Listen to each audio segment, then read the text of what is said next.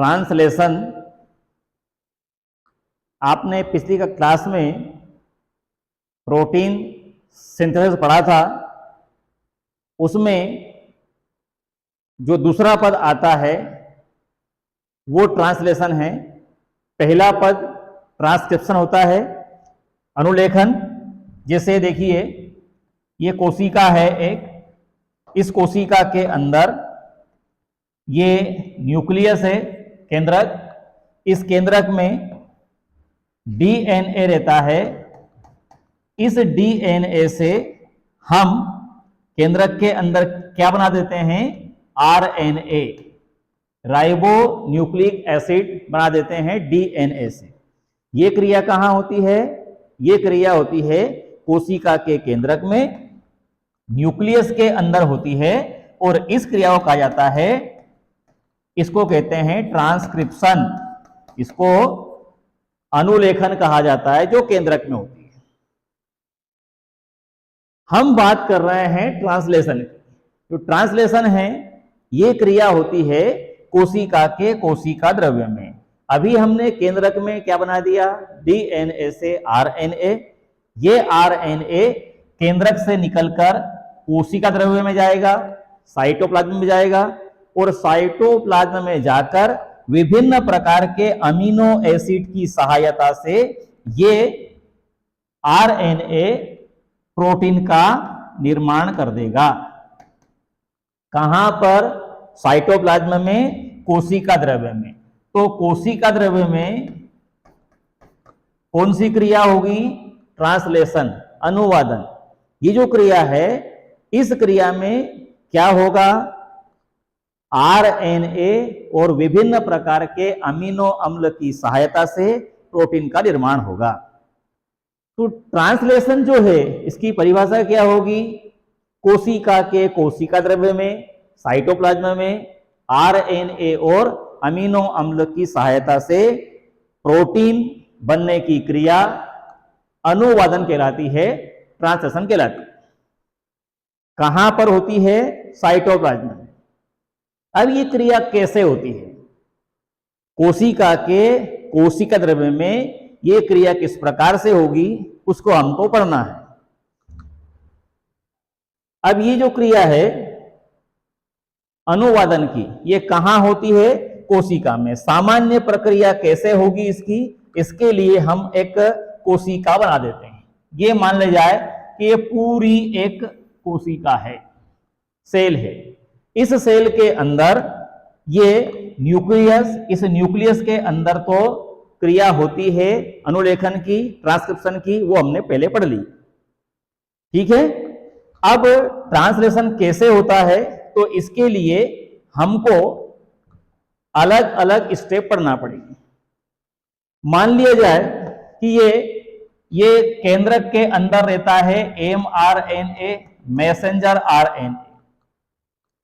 कोशिका के कोशिका द्रव्य में एक अंग रहता है छोटा सा मटकी के आकार का, इसको बोलते हैं राइबोसोम। ये जो राइबोसोम रहता है, इस राइबोसोम के अंदर रहता है, राइबोसोम के अंदर रहता है आरआरएनए, राइबोसोमल आरएनए। और पूरे साइटोप्लाज्म के अंदर, पूरे साइटोप्लाज्म के अंदर रहता है ट्रांसफर आरएनए। पूरे कोशिका के कोशिका द्रव्य में ट्रांसफर आरएनए घुला रहता है, इसीलिए इसको एसआरएनए भी कहा जाता है। ऐसा हमने पहले पढ़ा था। सुन ले भैया, अगर यहां टाइम पास कर रहा है तो फिर परीक्षा हाल में भी टाइम पास करना पड़ेगा, और वहां टाइम पास होता नहीं है। ठीक है, इसलिए ध्यान से सुनिए।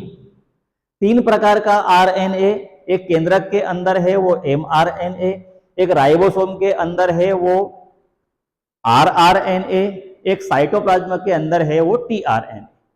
हमने अभी बताया था कि प्रोटीन बनाने के लिए हमको अमीनो एसिड की भी आवश्यकता पड़ती है। तो ये मैंने बना दिया यहां पर ए लिखा, अमीनो एसिड। ये आनंद और अर्चना नहीं है, एमिनो एसिड। ये जगह जगह लिख रहा हूं मैं, साइटोप्लाज्म के अंदर ये डिफरेंट टाइप के क्या है? ये डिफरेंट टाइप के अमीनो एसिड हैं। इन अमीनो एसिड की सहायता से और इन विभिन्न प्रकार के आरएनए की सहायता से और राइबोसोम का साथ मिलेगा तो प्रोटीन का निर्माण होगा। हम पढ़ रहे हैं ट्रांसलेशन। क्रिया कैसे होती है ये देखिए, बिल्कुल आसान क्रिया है। सबसे पहले क्या होता है कि पहली स्टेप में तो ये जो अमीनो अम्ल रहता है, ये अमीनो अम्ल निष्क्रिय रहता है, आराम कर रहा है ये अमीनो अम्ल। तो सबसे पहले इस अमीनो अम्ल के साथ क्रिया होगी एटीपी की। तो ये एटीपी इस अमीनो अम्ल से क्रिया करके इस अमीनो अम्ल को एक्टिव कर देती है। मतलब पहला जो पॉइंट होगा वो होगा एक्टिवेशन ऑफ एमिनो एसिड। जो निष्क्रिय अमीनो अम्ल है कहां पर, साइटोप्लाज्म में, वो एटीपी की मदद से सक्रिय हो जाएगा। ठीक है। अब फिर क्या होता है, ये जो सक्रिय अमीनो अम्ल है, ये सक्रिय अमीनो अम्ल किसकी सहायता से बना, ये एटीपी की सहायता से बन गया। अब इस सक्रिय अमीनो अम्ल की खोज में निकलेगा टीआरएनए। इसका तो काम ही ट्रांसफर करने का है।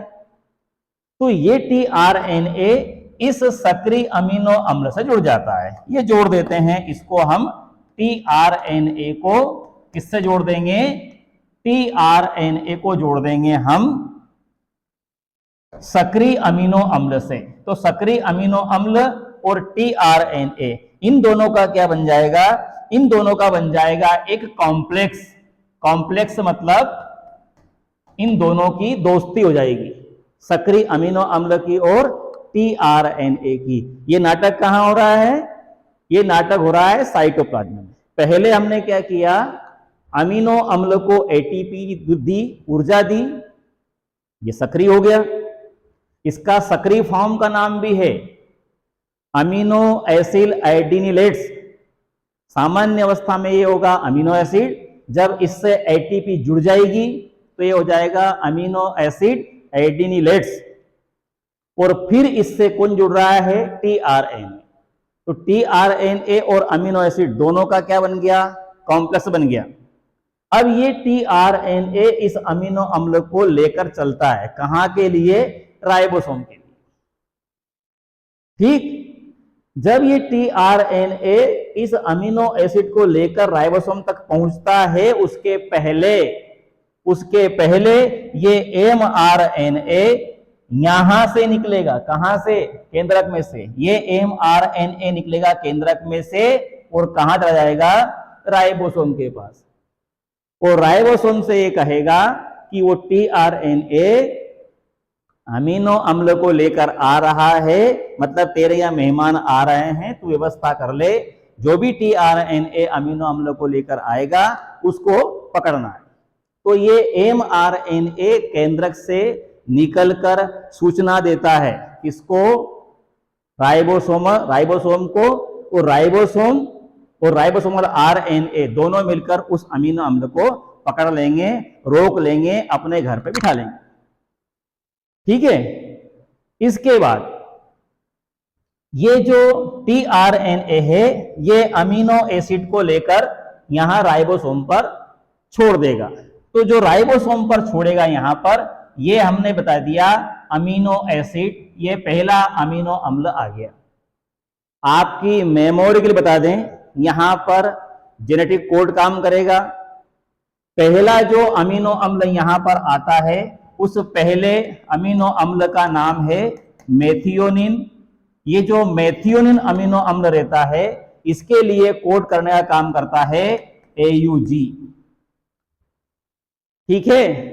ये जो कोड रहता है, ये इसको कोड करेगा मेथियोनिन अमीनो अम्ल को। ये मेथियोनिन अमीनो अम्ल सबसे पहले आकर राइबोसोम के राइबोसोमल आरएनए से जुड़ेगा। फिर ये टीआरएनए या दूसरा टीआरएनए दूसरे अमीनो अम्ल को लेकर आएगा। तो जैसे ये टीआरएनए ये नए अमीनो अम्ल को पकड़ लिया इसने, और ये नए अमीनो अम्ल को लेकर आएगा यहां पर। तो टीआरएनए ने यहां पर नए अमीनो अम्ल को लाकर छोड़ दिया।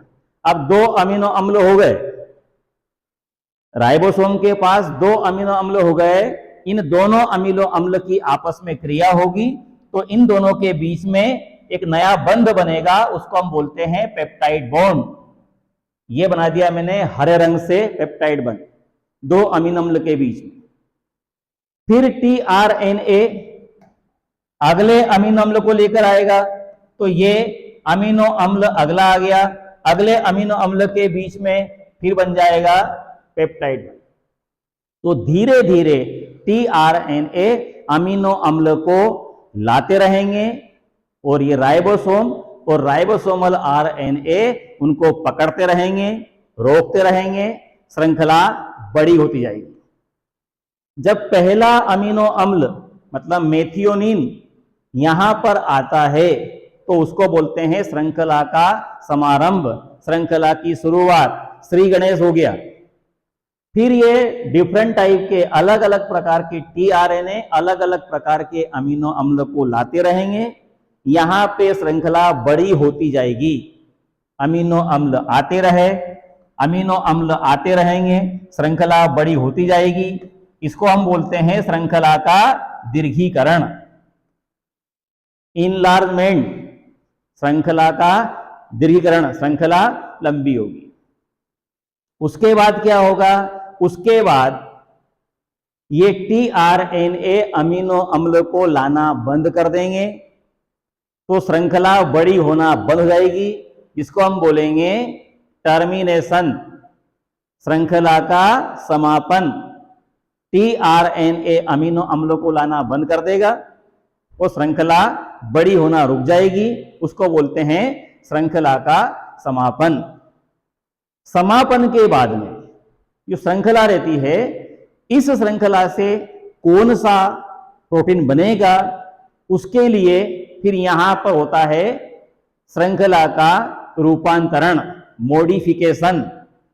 श्रृंखला का रूपांतरण होगा तो जो उस प्रोटीन की, पेप्टाइड की श्रृंखला से जो प्रोटीन बनना होगी वो बन जाएगी। एक बार सामान्य क्रिया को फिर देखिए।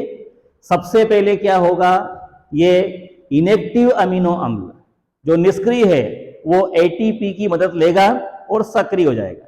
तो पहला पॉइंट क्या होगा, अमीनो अम्ल का सक्रियकरण, अमीनो अम्ल का सक्रियकरण एटीपी के साथ, ये पहला पॉइंट हो गया।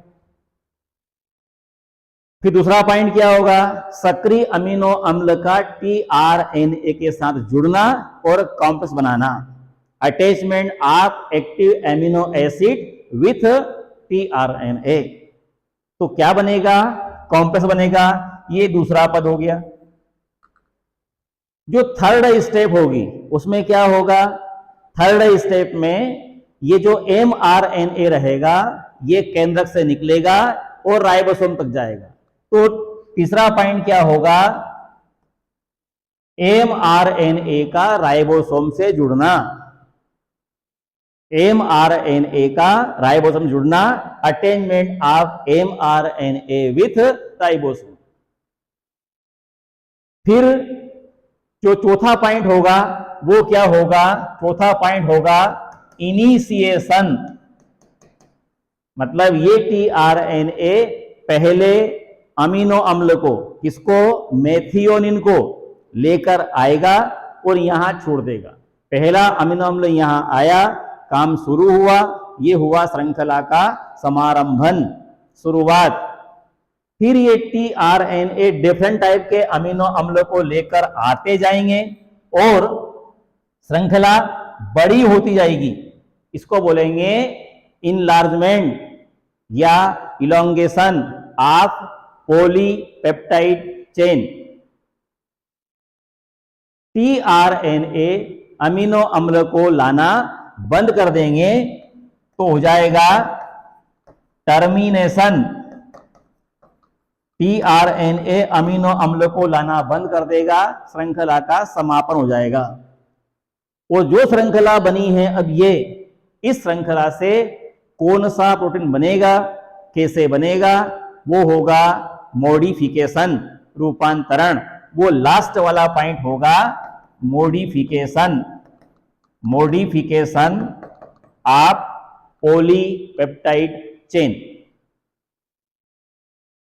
ठीक है, पहले अमीनो अम्ल सक्रिय होगा, फिर टीआरएनए जुड़ेगा, फिर एमआरएनए राइबोसोम जुड़ेगा, फिर पहला अमीनो अम्ल वहां आएगा, श्रृंखला की शुरुआत होगी, फिर श्रृंखला का इलॉन्गेशन होगा, श्रृंखला का टर्मिनेशन होगा, फिर श्रृंखला का मॉडिफिकेशन होगा।